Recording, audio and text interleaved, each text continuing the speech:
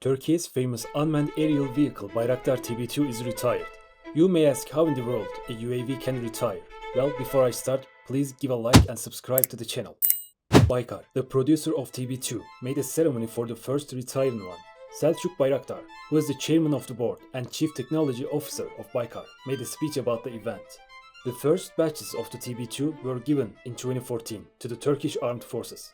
Serial 5 is one of them. It has finished its life cycles of 10,000 flight hours by flying 1.8 million kilometers.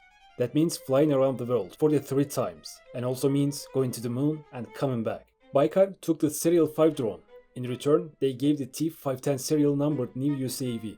The difference is that the new model is the combat-enabled version of TB2. However, primary models didn't have combat features. Serial 5 is going to be analyzed by Baykar and be researched for its fuselage life cycle. Also will be used for tests and training